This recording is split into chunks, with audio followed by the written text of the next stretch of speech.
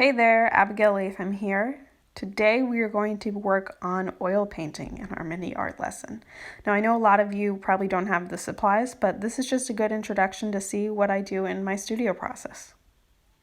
First, we're going to start by finding some inspiration. Lately, I've been going on a lot of walks since we're in quarantine, and nature has been popping up everywhere.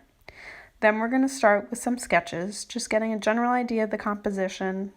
This painting is something that I'm working on for a commission, and this is a way to show people kind of what's going on in your brain. We're going to prime the canvas, then get our colors ready and get our palette all set up so that we can start mixing paint and painting. This is our first layer, which is really important to get as much oil paint on the canvas as possible. I don't want any parts of the canvas that are blank. This will make it easier to add the second layer. Now, once we're done with this, I go in and I start adding layer after layer of texture, different colors, lights and darks, working in just to start to get the painting to come to life. Now you can see it resembles my sketches, but it's not exactly what I was doing before. Now this is my oil painting medium. By using this, you make it a lot easier to get the paint flowing on your paintbrush and the canvas.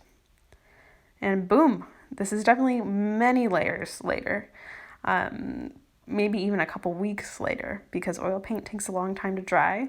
And between each layer, depending on what effect you want to have, you have to wait a little bit.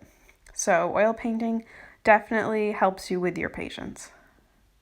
Now I'm going in, adding some highlights to different areas on the canvas, just to make some of those shapes pop and make it feel like it's not just a flat surface. This is really important, and it's something I've been developing in my recent paintings.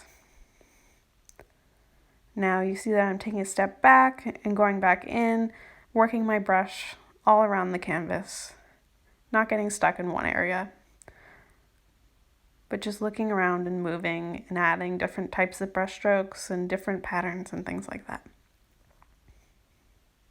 Now taking a step back, looking at certain areas. This part's really important because sometimes when you're working, you're a little too close to your painting and you can't see certain areas that aren't working or certain areas that maybe you don't want to touch quite yet with your paintbrush.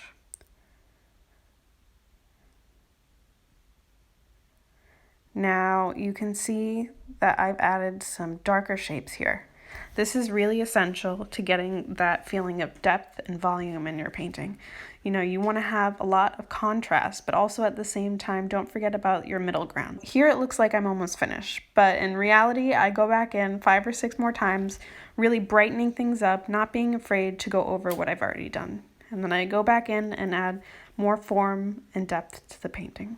Now, if you want to see the final painting, then I will be posting it on my Instagram, so please follow me and email me if you have any questions at all about oil painting or my studio process. I am more than happy to answer them.